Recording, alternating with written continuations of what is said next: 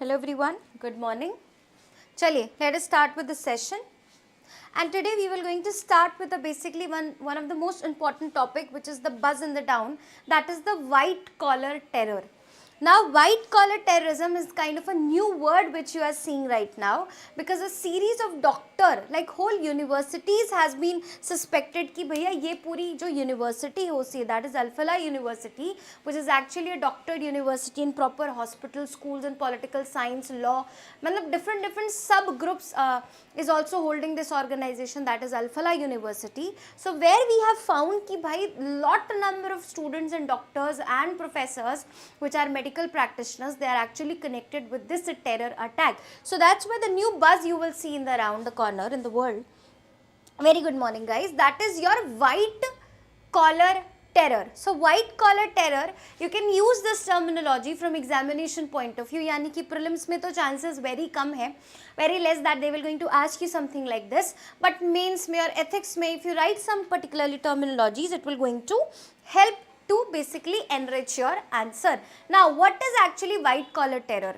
So, when we are using terrorism with the use of financial, corporate or institutional power, yani ki when doctors, lawyers and the professionals, when these people are properly involved in spreading such kind of terrorism, these are known as, this particularly terminology is known as white collar terrorism. वैसे भी called as white collar people are the people who are professionals, who are in the a good level in the society, good professional level in the society. These are known as white collar people, and blue collar people are majorly the labor class people. But now we are saying that white collar terrorism, yani ki the people who are holding a good position in the society, they are the one who are actually responsible for such kind of terror attacks in the country. So white collar terrorism refers to the use of financial, corporate or institutional power to support or promote terrorism in the country. So you can also refer it as an extreme act of terrorism amongst the professionals of the country. So this terminologies can be used also for the definition, can be used for the same concept as well. White collar terrorism refers to the act of violent extremism or radical activity planned and executed by educated, skilled professionals such as doctors, engineers or academics. So this is actually your white collar terrorism. Same kind of word we also use for Naxalism, but it is not the terrorism word which we prefer. We called it as a urban Naxalism. यानी कि जो शहरीकरण हो रहा है Naxalism का, that is also one of the concern when the professors, the major people who are the major doctors and major professionals who are actually the one who are promoting Naxalism in urban areas, and they are governing Naxalism in the rural areas while sitting in the urban population. So this is also one of the terminology, extreme terminology which we use for the Naxal people or the Naxal population. Very good morning beta. So same kind of a term, same kind of a meaning, but for another thoda sa vast region terrorism ke liye, which we are using it as a white collar terrorism. Now, how it has been originated? So initially, this is not the first time when a series of educated people has been involved in such kind of incidents in the country. Earlier also, this kind of incidents has been faced in the different parts of the country. In fact, Osama bin Laden, the particular individual who was responsible for 9/11 and all the major terror attacks on the USA as in the USA and the other parts of the country, he was engineer. So this is not the first time which has been taken place, but itna organized तरीके से it has happened in the country. That's why this term has gained buzz again in the country. So the term white collar was coined by Edwin Sutherland 1949 to describe non-violent crimes committed by the people of the high social status. वैसे these high social status people are also involved in one of the crime, that is your organized crime. वैसे तो they are already a part of your illegal activities, चाहे वो drug smuggling हो, human trafficking हो, child trafficking हो, organ trafficking हो. Majority of the illegal works are also associated with these high social status people, which is actually known in our internal security terminology. We called it as a organized crime. But here he is saying that according to the 1949 term which has been came into the picture, he is saying that whatever the non-violent crimes committed by a people of high social status, like your fraud, and basically extortion and the different things, that is actually known as your white collar. And for them, and ज़्यादातर which you will see, ज़्यादातर इस तरीके के लोगों पे ध्यान नहीं जाता है. It's not easy to recognise कि एक डॉक्टर ऐसा हो सकता है. एक टाइम को you can say yes engineer can be like this because वो टेक्निकल है इस तरीके से. I am not generalising it, वरना पीपल विल से कैसे इंजीनियर को बोल दिया. बट एक इमेजिन होती है ना कि इंजीनियर है, टेक्निकल नॉलेज है, तो शायद वो कुछ बॉम्ब बनाने में या something it might involve in such kind of activities.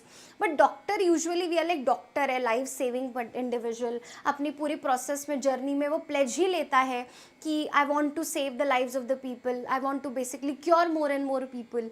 And when such people are involve in such activity, that is actually a shock for the country.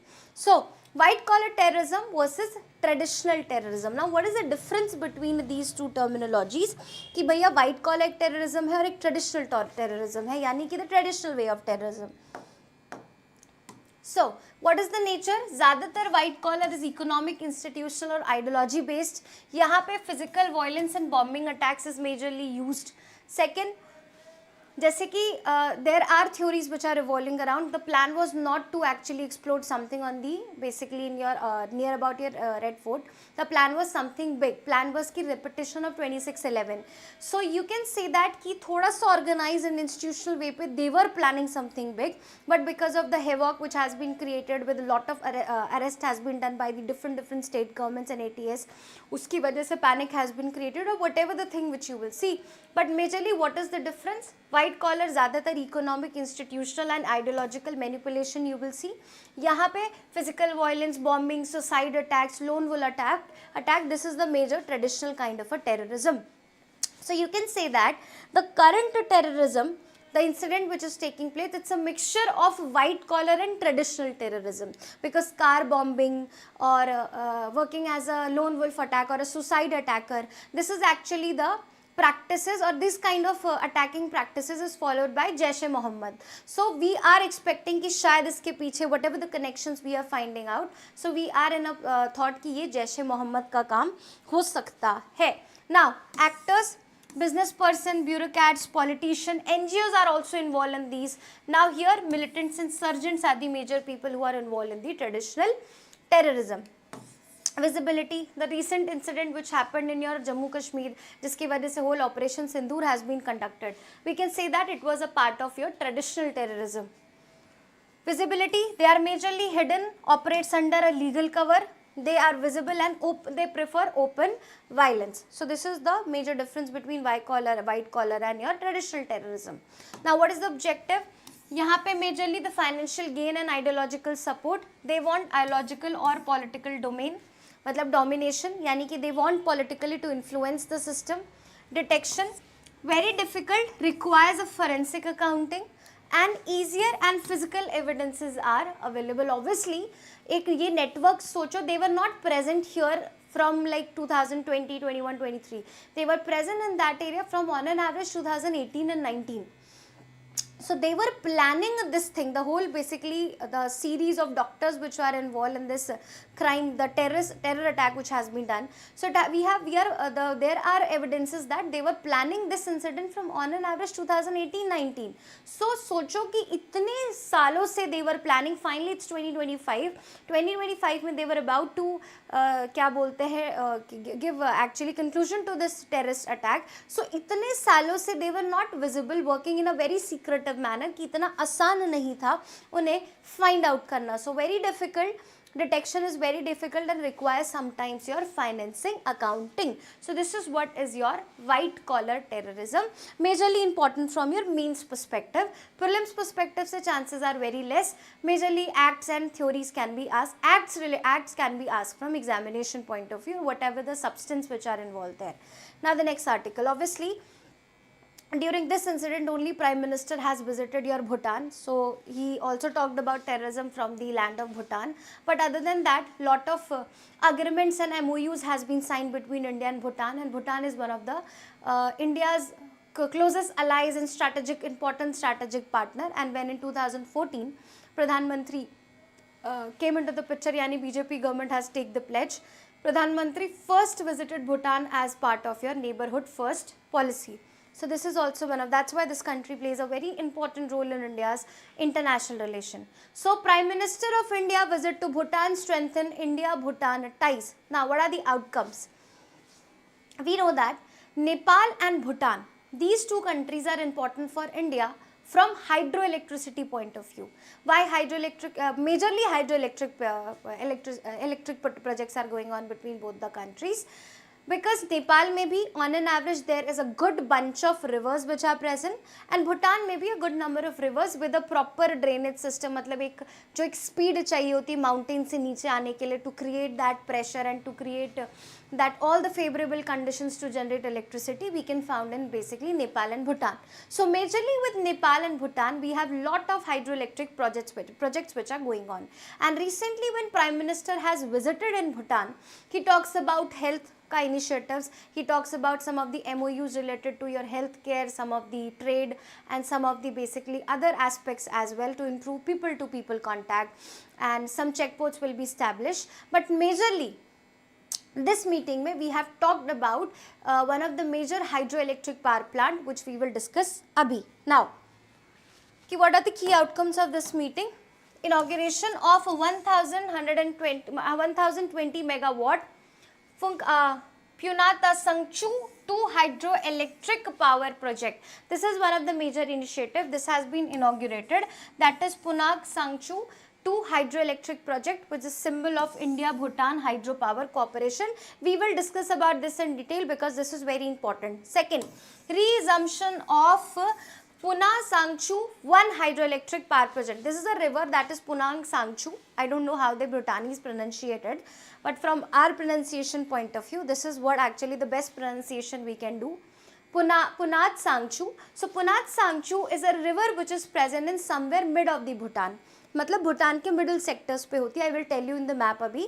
So there is a river which is present that is known as Punat Sangchu, and Punat Sangchu pe there are 2 hydro projects are going on. Earlier there was Punat Sangchu hydroelectric project 1 which we have reassumed because of some issues it was actually stopped. It was not that effectively working, and we have inaugurated the second hydroelectric power project on the same river, that is your Punang Sangchu. So this is actually first establishment of the new project on the same river. Second, resumption of the basically same project, which has been started on the same river, but it was the first initiative. That is Punang Sangchu 1 hydroelectric project. So they are saying that we are going to restart the working of the dam, which was stopped because of the several regions. Now from cultural diplomacy, we are actually allocating an area or basically a location to your Bhutanese people to open their monastery in your Varanasi. So this is also one of the people to people contact or to improve the cultural diplomacy. This is the angle which have been taken place. So allocation of land in Varanasi for a Bhutanese monastery and guest house to strengthen the spiritual and cultural ties, because we have saw that Buddhism is one of the common factor between these countries. Now, connectivity point of view. Decisions to establish immigration checkpoints where? That is Hathisar, Galefu. We know that Galefu is the smart city which they are building, and it is very close to your Assam. That's why India is helping their best. India is helping your Bhutan to develop this Galefu smart city. So we are actually establishing an immigration checkpoint which will be here at Hathisar and Galefu.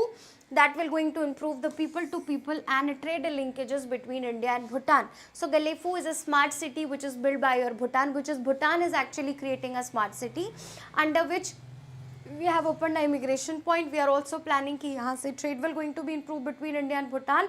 Plus we are also expecting कि lot of labor from Assam and Bengal can have access, can basically go to Bhutan for the labor work. So it will also going to help in the people to get economical benefit from this project as well. Now the financial cooperation, announcement of 4,000 crore line of credit. What is line of credit? So under line of credit, let's say some percent of money is given as a loan, यानी कि 400 करोड़ में वो 4000 करोड़ में हो सकता है on an average 3,000 crore or let's say 2,000 crore has been given as a loan, वो भी कम interest rate पे to the Bhutan. And next let's say 2,000 crore has been given as a grant कि चलो तुम्हें हमने दे दिया.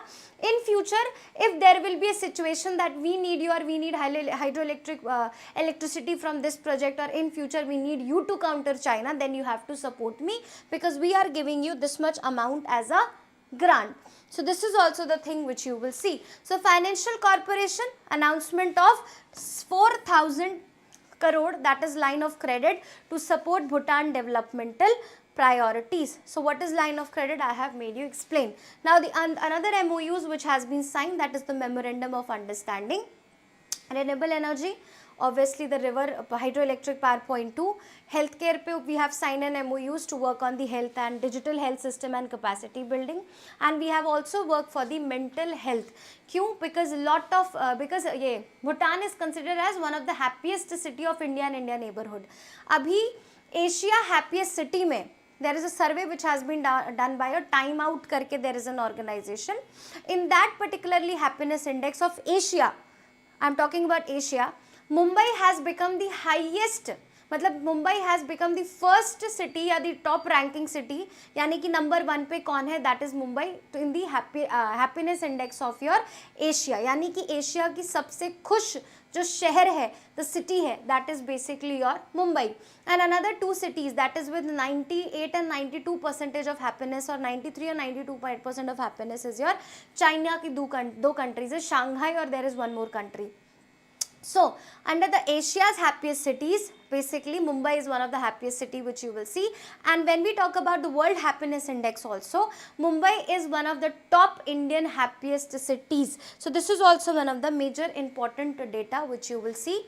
And Bhutan is one of the happiest country when we compare the situation of ours and our immediate neighbor. Bhutan is one of the happiest countries. So that's why we are also working on it with mental health and all the other neurological disabilities or neurological health issues which are actually present in both the countries, and both the authority, यहाँ की निम्हंस and वहाँ की Pima, these Pima है, पाइमा और Pima, तो Pima secretariat, both the निम्हंस and Pima will going to work together to find out such kind of if there is any, going to work and research on the mental health related issues. Now this is the Bhutan. These are the other major hydroelectric power plants of India which is going on in Bhutan, जैसे कि मागडेचू, Kholongchu, कुरीगोरी, Puna 1 and Puna 2, Chamkar, Sankosh Lift, Wangchu, Amochu, Bunaka. These are the other hydroelectric power plants, hydroelectric projects which are going on in basically Bhutan by India. You can see a network of rivers you can see over here, and here is your Punakha. ये पुंगान सांगचू जो river जिस पे hydroelectric power project we have started, here is the river where we have started this project. So this is actually one of the major point which you will see. Now Punang Sangchu is a hydroelectric plant. Obviously it is also an Indian assisted project जो आपका start होने वाला है भूटान पे. Now it will going to basically fulfill the India's need for the hydroelectricity for the future purpose. So what is the aim is basically of this initiative, or basically the establishment of this plant is to promote mutual energy security and regional integration between both the countries. Now this project has been harnessed, किस पे बना है? Obviously the Pungsangchu river, one of the Bhutan major rivers flowing into Brahmaputra basin in India. यानी कि ये river आके Brahmaputra basin में मिलती है. I'm not saying कि Brahmaputra river में मिलती है. It is actually meeting in Brahmaputra basin, यानी कि the catchment area of Brahmaputra. So this is the project harness the Punat Sangchu river on the Bhutan major river flowing into the Brahmaputra basin in India. Once fully operational, it will become going to boost the Bhutan power capacity, and India will going to have a good number of export of hydroelectricity from here once this project become successful and fully implementable. उसके लिए भी अभी 5-6-10 साल हैं. Now, फटाफट let us see what is this actually project is. So it is Punang Sangchu Hydroelectric Project Authority. It's a joint venture between Royal Government of Bhutan and obviously Government of India. Funding pattern 70% loan and 30% grant, which we have discussed. Line of credit का मतलब क्या होता है? What do we mean by line of credit? That means some percent of the loan will be given and some percent will be given as a grant. So 70% will be is the loan which has been given by India to Bhutan, and 30% is the grant which has been given by India to Bhutan. Construction, it was started around 2010, but we are expecting now we will going to work on it. Now estimated cost is about 9,600 in CR. That's a different part. Current status क्या है? Expected to complete it by your 2026, but after repeated delays. That's why we were there कि जो आपका 1 है, 1 भी आपका resume हो जाए और यहाँ पर भी जो आपका initiative है, project है, इस पे भी effectively काम हो जाना. What is the objective? Obviously to work on the hydroelectric power projects so that we can fulfill our export surplus electricity to India, strengthen Bhutan economy, and it will going to strengthen the India-Bhutan relationship, enhance India-Bhutan energy cooperation, and promote clean renewable energy with the help of Bhutan. So these are the objectives which you will see of this initiative which has been taken place in the country. Then there are other projects, major projects also which have been completed. That is basically other than this. That is Chukha, Kiruchi या Kuruchi completed. Tala river पे obviously completed. Then your Punat Sangchu 1 and 2, they are under construction. So we are expecting that by 2026 or by the end of 2027 we will also see this as one of the most effective plan of this year. Now the next.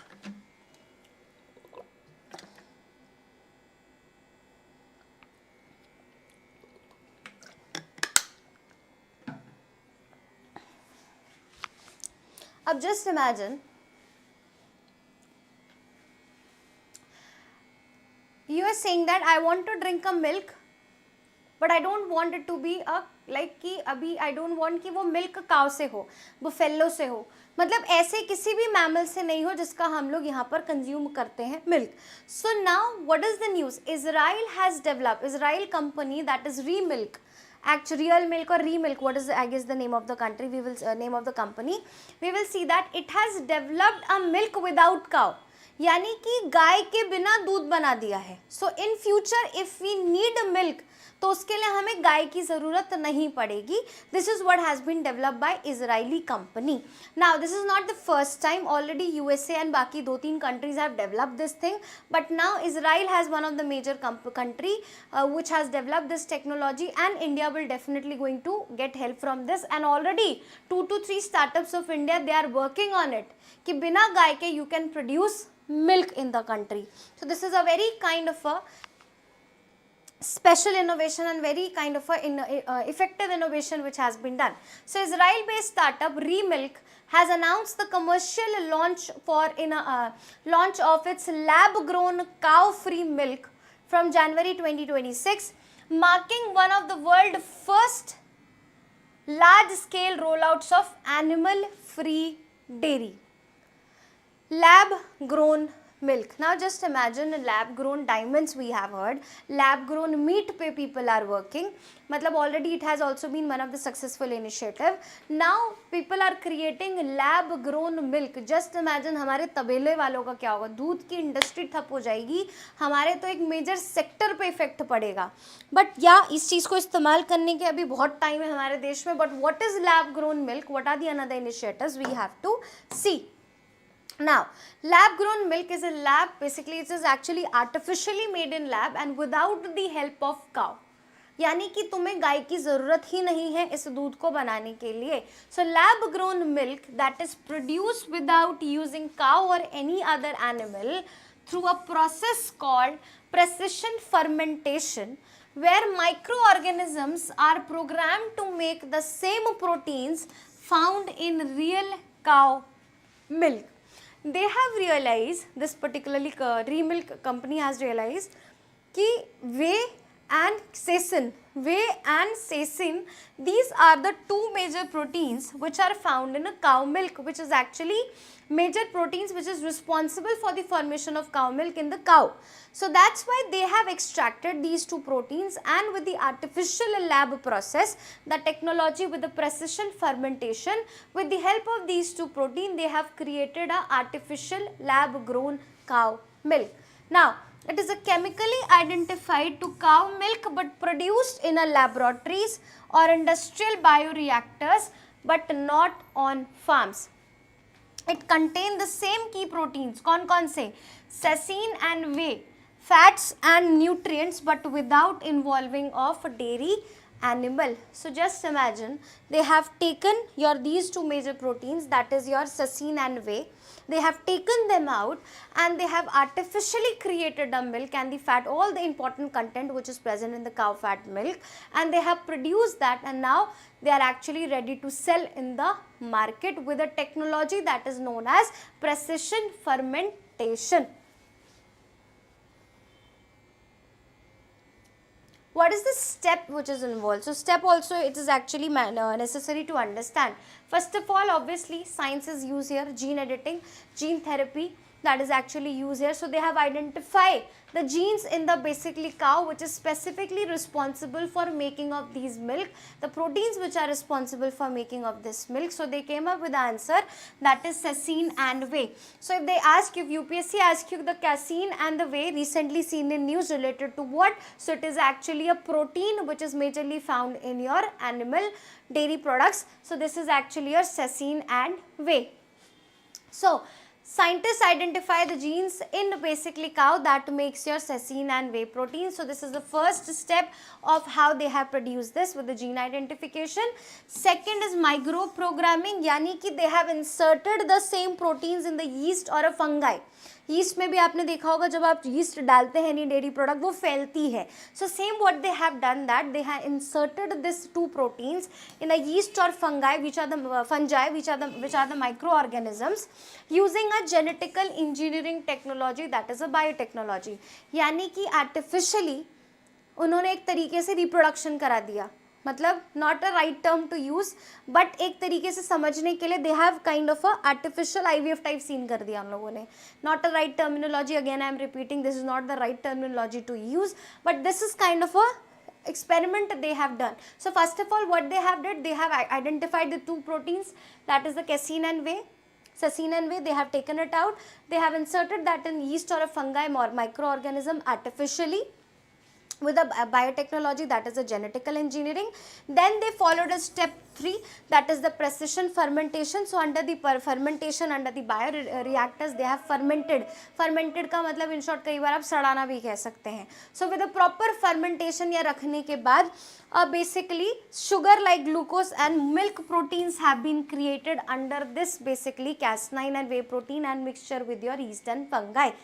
So the microorganisms are grown in bioreactors where they ferment sugars like glucose and produce milk proteins. So this is actually the precision fermentation, the third step. Fourth is actually protein harvest. Then they have harvested the protein. What they did, the protein, that is the casein and whey, are filtered and combined with water, plant fats, vitamins and minerals, यानी कि mixture किया, and finally the milk formation has been done, which is looks, taste and behave like a proper cow milk which can be used for yogurt, cheese, butter or ice cream. यानी कि they have artificially created this thing, यानी कि दूध बना दिया बिना गाय के, बस इतना ही प्रोसेस है. But you have to explain it in detail, you have to understand it in detail, process भी समझ में आना चाहिए, because we never know UPSC can ask you anything from anywhere. So this is actually the particular step. Fatafat, let us see once again. First, the gene editing has been done. Scientists have identified that these are the two proteins majorly responsible for producing milk in the cow, that is casein and whey. Then microprogramming has been done. They have genes. These genes are inserted into yeast and microorganism, that is fungi, and use of genetic and biotechnology they have done the further process.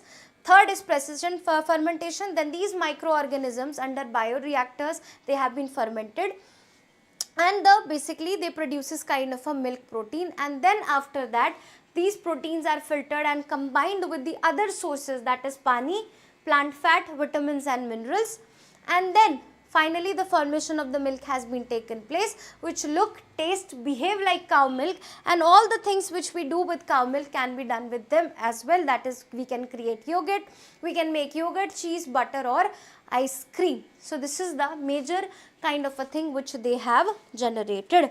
Now, key components produced in this, what are the basically key components which are involved in this? So casein protein, which we have already saw. So casein protein, which gives structure of the milk, which is important for the cheese. Whey protein provide nutrition and texture. Fat, plant or lab synthesized fats are added.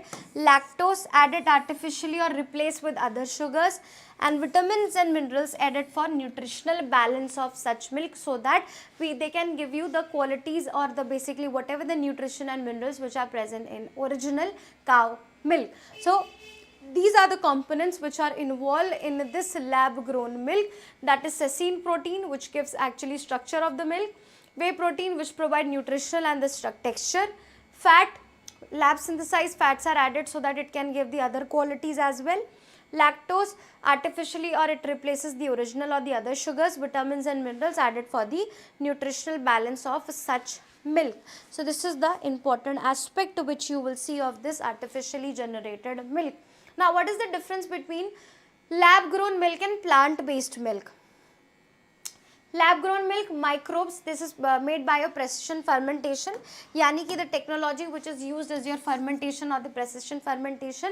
यहाँ पे ज़्यादातर soy, almond, oats, these are used, उनको तो आप extract कर दो वैसे ही वो almond milk बन जाता है. One of the easiest, people say I drink tea which is made of a almond milk. तो I used to think कि भाई कैसे बनता है ये बादाम का दूध.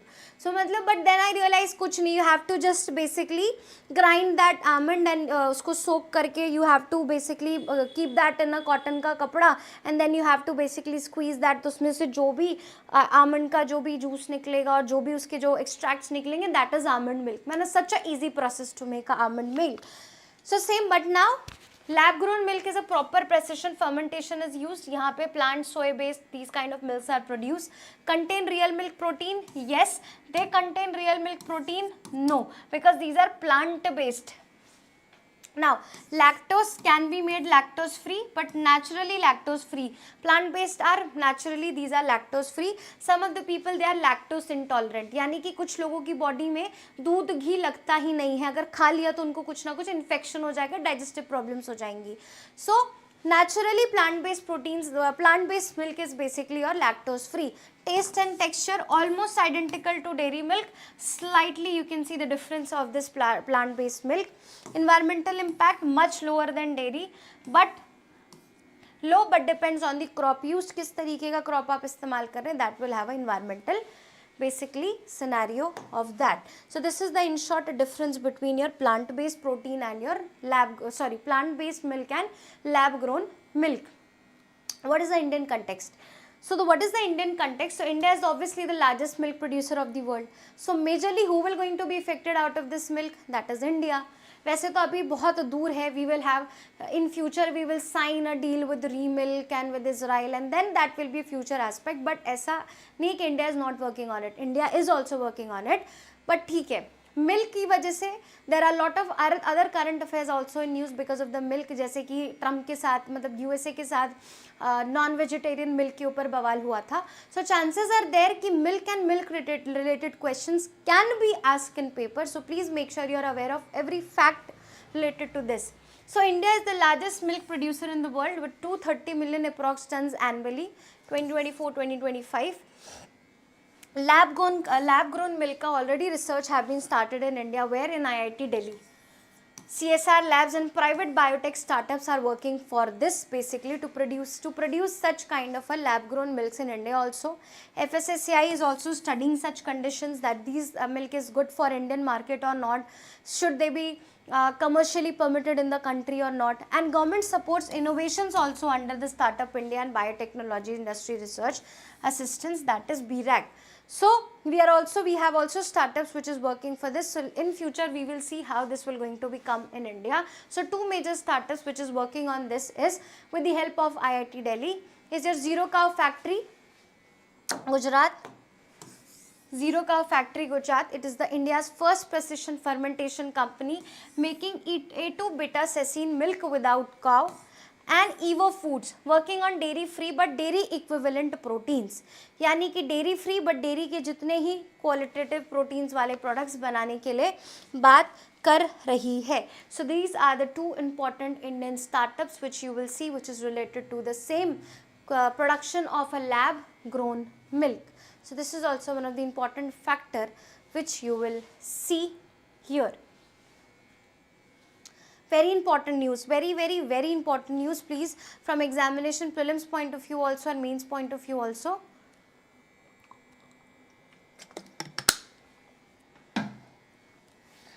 Now the next article is related to Oman. Now what is the article is saying about? Oman has been elected as a member of UNESCO Man and Biosphere Reserve Council for 2025 and 2029 term. Obviously Oman is one of the monarch country. We have studied a lot about monarch. इससे पहले भी monarch बोल रही Oman. इससे पहले भी Oman was in news because of different basically because of the attack also and the different news के वजह से it was in news. So we have discussed about this Oman. So but yes, it is a monarchy country which is present in your Arabian Sea, one of the important country from international perspective also, and one of the part of your Gulf countries. ठीक है. So capital is Muscat. Neighboring countries are UAE, Saudi Arab and Yemen, which you can see. Now what is your Man and Biosphere Reserve? So Man and Biosphere program is basically an environmental program. So under this we are working for the conservation of your all the species and environmental cheeses which are present in that region. So Man and Biosphere Reserve program is an intergovernmental scientific program which was launched by UNESCO in 1972 and aim is to basically improve the environment and people and environment relationship with each other. So it aims to improve the relationship between people and people and their environment by promoting a sustainable use of your sustainable use and conservation of biodiversity. Now one more thing related to this species only, मतलब environment से ही related है, the extra current affair. Vultures population, अभी Wildlife Institute of India, they have done a survey of vultures in India. Only 72% of the vultures have reduced, यानी कि this much population of the vultures has reduced in the country. So this is such a matter of concern and there are 4 critically endangered vultures which are majorly can be seen in India. Now it's your homework is that what is the name of these 4 critically endangered vultures in India and what is this survey which has been recently done by your WII, that is Wildlife Institute of India, talks about vulture. So what is vulture? What is the IUCN status of vulture? What are the important characteristics and food habits of vulture in India, where the vultures are found, and what are these 4 critically endangered vulture species which can be seen in India. So you have to basically study about their name. So it is the world's first major initiative basically for the natural and the science basically to protection of the environment and basically to collaborate or to basically combine and to make a relationship, perfect relationship between environment and the people. Now the next thing, what is your MAB Council, Man and Biosphere Reserve Council? So you will see that कि भाई एक organization तो बना दी है, we have created one organization, but what is the purpose of that organization is to work on like the conservation of the animals and the biodiversity and make a good relationship between them. Now you have made the organization, you have set the aim, but at the end of the day who will going to work, who will going to decide, who will going to see कि भाई साहब सब कुछ सही चल रहा है कि नहीं चल रहा है. So for that we have created a MAB council. So meetings are conducted, countries are elected for that कि भाई this year you will be responsible to see and look after कि all the particularly aims and criteria are equally fulfilled or not. So this is actually for what your MAB council has been created. So MAB International Coordinating Council, often referred as a MAB council, is a governing body of UNESCO MAB program. ये make decision करती है related to World Network Biosphere Reserves, program activities, priorities and strategic plans, and review of the approval of the new biosphere reserves.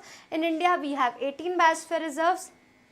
Already I have told you yesterday or day before yesterday we have discussed about Kanchenjunga. Kanchenjunga is India's only IUCN status, which a biosphere reserve which has been given IUCN status as a good, because in a very proper condition, and Kanchenjunga is the only mixed heritage side of India where you will see it is a mixture of culture and your spirituality, matlab environment and culture, because Lepcha tribe is present there, which says that ki Kanchenjunga is like a heaven on earth. So IUCN good status wali baat is also important. Now what is the composition of MAP Council? So there are 34 members, and members they elect individual country for 4-year terms, and this year Oman has get the basically leadership for this. India has time to time one of the major contributor of this in this basically program, because we as a country always promote and we actually look after the protection of such kind of environmental and environmental related initiatives. Now meeting once in every year, they actually meet once in every 2 years, I'm so sorry, they meet only once in every 2 years at UNESCO headquarters, that is in Paris in France, and they review, they actually talk about the biosphere reserves, how to conserve them, how to add new biosphere reserves, what will be the criteria of removing anyone, what should be the further steps in short to work for the protection of such reserves in the country. Now, what is UNESCO World Network of Biosphere Reserve? So, it is also a kind of a collection of biosphere reserves worldwide country. There are on an average 748 biosphere reserves which are present in how many countries? That is 134 countries as of 2025. They are considered as a laboratory. यानी कि जीती जागती laboratory where scientists can come, where people can come, they can experience the basically culture, they can experience the environment, they can experience the basically all the plus minuses over there. यानी कि it is kind of a living laboratory for the individual and the people who are working for their protection. So each biosphere reserves function as a living laboratory for testing and demonstrating sustainable development practices. So this is your UNESCO World Man and Biosphere Reserve. Now the next article, Ethiopia has been selected as to host UNFCCC COP32 in Addis Ababa. Recently COP30 has been held of your United Nations FCC ke under mein, that is basically in your Brazil, Belém. So now the next meeting of this UNFCCC COP32, if I am not wrong, COP32 will be actually held in your basically Ethiopia. Ethiopia is one of the country which have also, Ethiopia was also in news because Ethiopia said that we want कि भाई India का जो Deen Dayal Upadhyay national rural scheme है, we want to learn things from that, we want to actually implement that things in our country as well. So Ethiopia was in news because of that thing also. So from here it becomes important. You can see here is the location of Ethiopia, and Ethiopia also comes under your Horn of Africa. Horn of Africa. So Horn of Africa mein which are the countries you can see? So Djibouti, Somalia, you can see Ethiopia and Eritrea. So these are the 4 countries which are also considered as a Horn of Africa countries, and they play a very important role in the trade in this side, because Djibouti, Eritrea and Somalia, these 3 countries are also touching your border with your Red Sea, which is one of the major route of trade with your this side of the country with your European countries or the Mediterranean Sea. So location, obviously it's a landlocked country. ठीक है, they can ask you कि which of the following country they are sharing border with Red Sea. So if they saying कि Ethiopia is also one of the options, so answer is no. Ethiopia is not in the option. So it's a landlocked country. Horn of Africa, lost access obviously Eritrea से ये 1993 में it has lost this session entirely on the tropical latitude, which are the neighboring countries. So you can see Eritrea, you can see Djibouti, you can see Somalia, you can see Kenya, South Sudan and Sudan. These are the majorly countries which are bordering your Ethiopia. Now geographical features, rivers, you can see Blue Nile, Tikize, Baro, Sehbel, Genel, Awash, Omo. These are the rivers, major rivers which you will see which are present here. Rift Valley can be seen, it is a part of East Africa, Rift Valley. Then Danakil Plain, which can also be seen here. This is also one of the important plain. Highest point is your Mount Ras Desen. So this is the important geographical factors which is related to Ethiopia that becomes important from examination point of view. Now the next article, climate risk index. So German watch releases climate risk index 2026. Now if UPSC asks you what is German watch, so German watch is basically an organization which is actually working for the climate and climate related stuffs, and it also releases a report that is your climate risk index. Now it has been introduced when? So it has been introduced in 2006 as an annual global climate impact index. What are the key findings? Between 1995 and 2004, 9,700 extreme weather events caused over 8 lakh deaths and $4.5 trillion in damages. यानी कि extreme climate events are taking place in the country.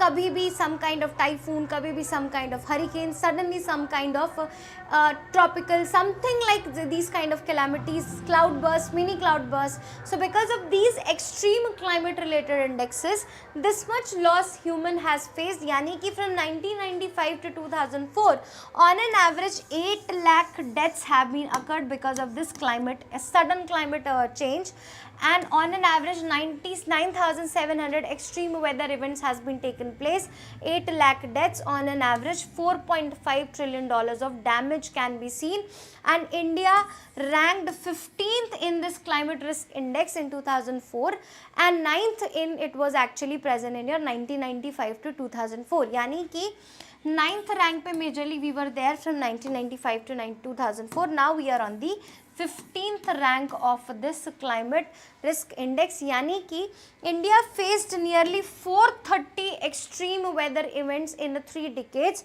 causing $170 billion losses and $1.3 billion affected. So this is the data which says about India. यानी कि we are on rank 15th. पहले we were on rank 9th. From what was the time period? So from 1995 to 2004, our rank was majorly 9th. Now in 2024, we are actually in the 15th rank. 430 such extreme events we have faced in the country, out of which we have lost on an average $1.7 billion of loss, which we have faced by such activities which you will see. Now, hope so you have understood the majorly articles. So we have tried to discuss 2 to 3 articles in detail, which becomes important from examination point of view. Other than that, there are a lot of conclaves and things which are going on in the country. But for us, which is more important, the major articles, as I always say, the major articles we discuss here, and the other articles are always covered in the weekly current affair list or current affair magazines of us in your which is present to the students who are enrolled also, which is also present on your IAS Origin ka website. So this is that's all for the news today. So hope so you have learned a lot of things from this session. We'll meet again tomorrow with more articles and we'll discuss some more important articles from the examination point of view. So all the best guys, we'll meet again tomorrow.